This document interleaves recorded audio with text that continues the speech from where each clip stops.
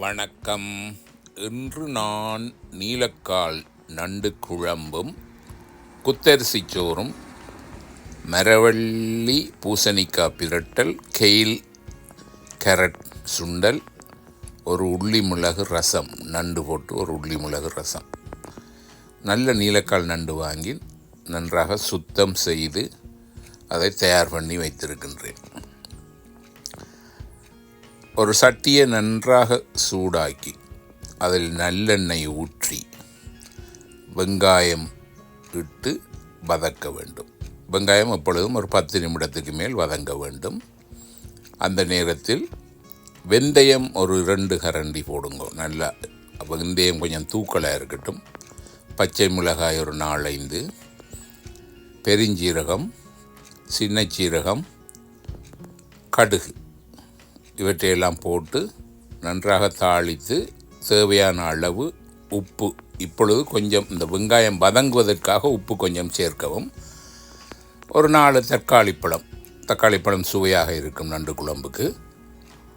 கத்தரிக்காய் முருங்கைக்காய் இருந்தால் கூட மிகவும் அருமையாக இருக்கும். இந்த நிலையில் கத்தரிக்காய் முருங்கைக்காயை போட்டு இதோடு வதக்கினால் மிகவும் சிறப்பாக இருக்கும்.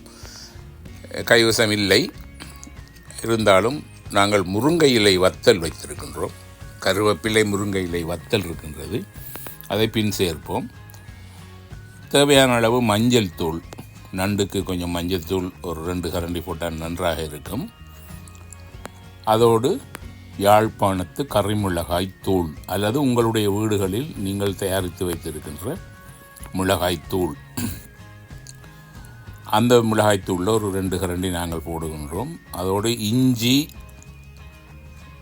வெள்ளை பூண்டு இடித்து வைத்திருந்த அதையும் நாங்கள் சேர்க்கின்றோம்.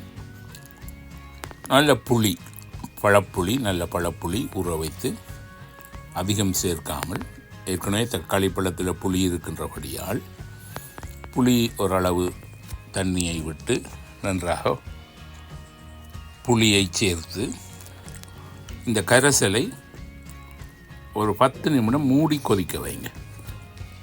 நல்லா கொதிக்கட்டும். கொதித்ததன் பின்பு நாங்கள் சுத்தப்படுத்தி வைத்திருக்கின்ற நண்டை ஒவ்வொன்றாக சேர்க்க வேண்டும். நண்டு எவ்வளவு அளவுக்கு இருக்கின்றதோ அதை மூடும் அளவுக்கு தண்ணி இருந்தால் போதும். அதிகமாக தண்ணி விட்டுறாதீங்க. நண்டு மேலால் தெரியக்கூடிய அளவுக்கு நீர் இருந்தால் போதும். ஏன்னா இது ஒரு ஆக பத்து நகரையும் இல்லை, ஆக தண்ணி குழம்பும் இல்லை.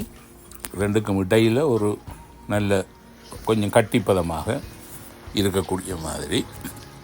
ஏனென்றால் நாங்கள் ஒரு நண்டு ரசம் வைக்கின்றோம். ரசம் இருக்கின்றபடியால் இந்த இதில் எங்களுக்கு அதிகமாக தண்ணி தேவைப்படாது. நண்டு வேகிறதுக்கு அளவான தண்ணியை விட்டு நன்றாக கொதிக்க விடுங்கள். தேங்காய்ப்பால் துருவி பிழிந்து தலைப்பால் இருந்தால் தலைப்பாலில் விடலாம். தண்ணிப்பாலில் முதல் சமைச்சு போட்டு பிறகு தலைப்பால் விடுவதுதான் வழக்கம். ஆனால் எங்களுக்கு இங்கே அமெரிக்காவில் தண்ணிப்பால் தேங்காய்ப்பால் கிடைக்காது. அதால் நாங்கள் சில நேரங்களில் இந்த குடுவையில் வரும் பால், அதை விட இந்த பால் மா நன்றாக இருக்கும். தேங்காய்ப்பால் மா, அதை நாங்கள் ஒரு 3 கரண்டி அளவில் போட்டு நன்றாக இந்த கறியோடு கலந்து கொதிக்க விட வேணும். ஒரு 1/2 மணி நேரம் கொதித்தால் பார்த்திங்கன்னா இப்போ இந்த நண்டு நன்றாக சிவந்து வருகின்றது. நீலக்காலாக இருந்த நண்டு இப்போ சிகப்பு காலாக வருகின்றது. நண்டு நன்றாக சிவந்து வெந்து வரும் வரை நன்றாக கொதிக்க விட்டு இந்த முருங்கை இலை கருவேப்பிலை வத்தல், காய வைத்து எடுத்து வந்த வத்தல் ஊரிலேருந்து வரும்போது கொண்டு வந்து நாங்கள் அதுதான் நாங்கள் அடிக்கடி கறிகளுக்குள்ளே போட்டுக்கொள்வது. இங்கே முருங்கை இலை கருவேப்பிலை எல்லாம் எடுப்பது மிக சிரமம். அதனால் நாங்கள் முருங்கை இலை கருவேப்பிலை வத்தல் போட்டு இந்த குழம்பை இன்னும் சுவைப்படுத்துகின்றோம்.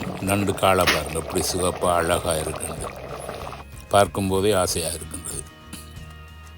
இந்த நிலையில் ஒரு 10 நிமிடம் கொதிக்க விட்டாச்சு.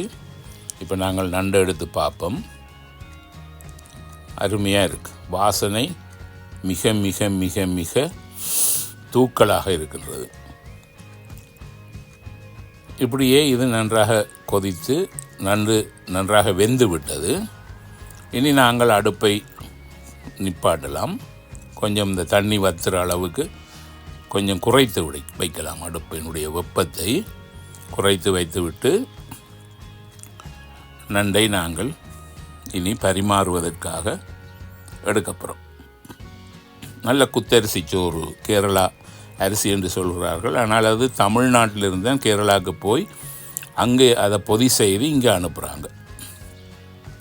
அவங்க கேரளா குத்தரிசி முட்டா ரைஸ் என்று சொல்கிறாங்க. அது நன்றாக இருக்கும். குத்தரிசி சோறு நண்டுக்கு நல்லா இருக்கும். பசுமதி அரிசி அதுகளை விட பசுமதி பிரியாணி போன்ற மீன் குழம்பு அதுகளுக்கு ஓரளவு நல்லா இருக்கும். ஆனால் இந்த கேரளா முட்டரிசி, எங்களுடைய ஊர் கைக்குத்தரிசி என்று சொல்லுவோம் இல்லையா, கைக்குத்தரிசி உடலுக்கு ஆரோக்கியமானது. அந்த சர்க்கரை வியாதி போன்ற நோயில் இருப்பவர்களுக்கு மிகவும் நல்லது. ஆனால் மீன் குழம்பு, நண்டு குழம்பு, இறால் குழம்புக்கெல்லாம் இந்த அரிசி தான் நல்லா இருக்கும். அப்போ நாங்கள் இன்றைக்கு நண்டு கறியோட மரவள்ளி பூசணிக்காய் பிரட்டல், கெயில் கேரட் ஒரு சுண்டல் அல்லது நீங்கள் வறுவல் ரெண்டும் சொல்லலாம். அதோட உள்ளி மிளகு நண்டு ரசம் அருமையாக இருக்கும். நண்டு நாங்கள் கொஞ்சம் கட்டி குழம்பாக வைத்தபடியால். இதுதான் அந்த அரிசி, கேரளா குத்தரிசி என்று சொல்லி இங்கே விற்கிறாங்க. அந்த குத்தரிசி சோறு நல்ல மணிமணியாக அப்படியே முத்தாக இருக்கும். இவ்வாறு சமைத்து சாப்பிட்டு விட்டு உங்களுடைய அபிப்பிராயத்தையும் ஆதரவையும் எனக்கு தாங்க. மிக்க மகிழ்ச்சி. வணக்கம். நன்றி. வாழ்க வளமுடன்.